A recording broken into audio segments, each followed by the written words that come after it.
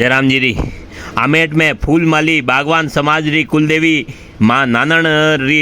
प्राण प्रतिष्ठा रो महोत्सव चाली रो है और अणी दौरान कलश यात्रा और शोभा यात्रा नगर रा मुख्य बस स्टैंड